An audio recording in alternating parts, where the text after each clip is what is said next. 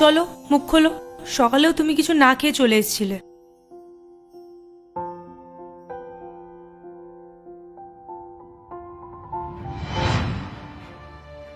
নেহা, নেহা, আমার জন্য লাঞ্চ বানিয়ে দাও। আরে বাবা, আমি নিজেই এখনো কিছু খাইনি, তোমার জন্য লাঞ্চ কোথা থেকে বানিয়ে আনবো? সব সময় শুধু কাজ কাজ করতে থাকি। তাহলে কি আমি সারাদিন না খেয়ে থাকবো? হ্যাঁ তো থাকবে, তাতে আমার কি? তুমি জানো আমি কত ক্লান্ত। রাত 3টের সময় পার্টি থেকে ফিরেছি, আমি এখন বিশ্রাম নেব। আর হ্যাঁ, বাইরে থেকে দরজাটা ভালো করে দিয়ে যেও।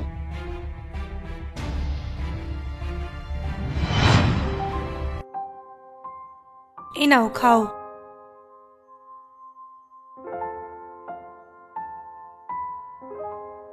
আরে স্যার, আপনি কোথায় ছিলেন লাঞ্চে? সবাই খুঁজছিল আপনাকে। নমস্কার স্যার। নমস্কার। রাজ, আজকে আমি লাঞ্চ আনিনি, ওই জন্যই বাইরে হাঁটতে বেরিয়েছিলাম। তাহলে স্যার আপনি আমাদের সাথেই খেয়ে নিন না, আমার স্ত্রী খুব সুন্দর খাবার বানায়। আরে না না, তোমরা খাও, আমার খিদে নেই। আরে স্যার আপনি বসুন না, আমি এমনিতেও আজকে এক্সট্রা খাবার বানিয়ে এনেছি। ও সকালে কিছু খেয়ে আসেনি তো তাই। আচ্ছা ঠিক আছে, তোমরা যখন এত করে বলছো।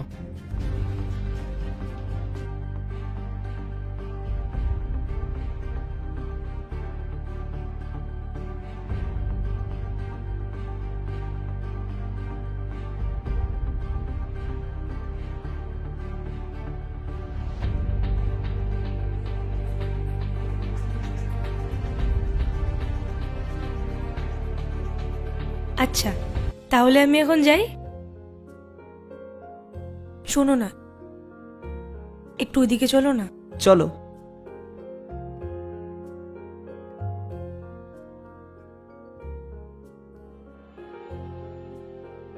তুমি আমাকে 20টা টাকা দেবে গো?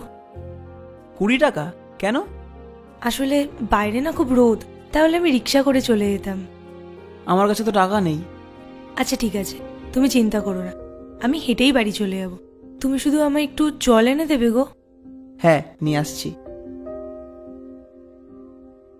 এই নাও জল। আচ্ছা তাহলে আমি আসি। হুম। রাজ শোনো। হ্যাঁ স্যার।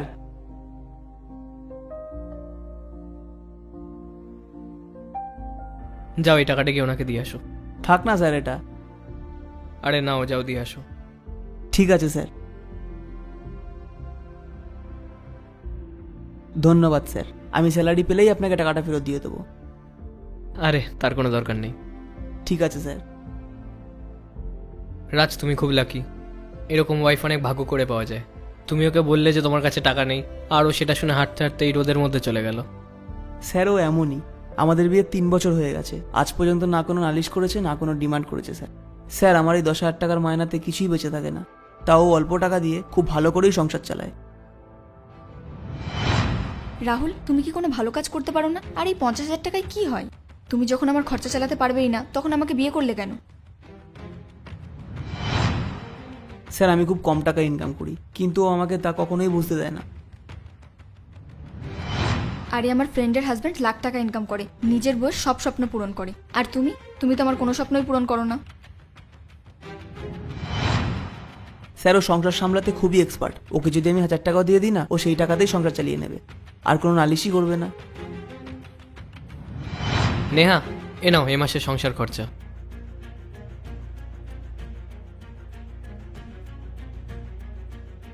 এই কটা টাকা একটা ড্রেসও হবে না, আমি সংসার খরচ কি করে চালাবো? থাকলো তোমার টাকা। আমি জানি ওর অনেক ইচ্ছা আছে, কিন্তু ও কখনো সাহস করে চায় না। এটা কি? কোথা থেকে এনেছো নকল রিং? ডায়মন্ড রিং আনতে পারোনি? আমার কি কোনো স্ট্যান্ডার্ড নেই? আমি এই 50 টাকার রিং পরবো না। ধরো এটা তুমি। নেহা, আমাকে গাড়ির ইএমআই দিতে হয়, বাকি সব কিছুর বিল পে করতে হয়, আমি কোথা থেকে পাবো এতগুলো টাকা? জানি না আমার বাবা আমাকে কোন সাথে বিয়ে দিয়েছে যে আমার কোনো শখই পূরণ করতে পারে না। আমি ওর কোনো ইচ্ছাই পূরণ করতে পারি না, তাও আমার সাথে ভালোই আছে। এমন মানুষ যদি জীবনসঙ্গী হিসেবে পাওয়া যায়, তাহলে কোনো সমস্যাই থাকে না জীবনে। তুমি একদম ঠিক বলেছ। আগের জন্মে হয়তো তুমি কোনো পুণ্যের কাজ করেছো, সেই কারণেই আজকে তুমি এরকম একজন ওয়াইফকে পেয়েছো।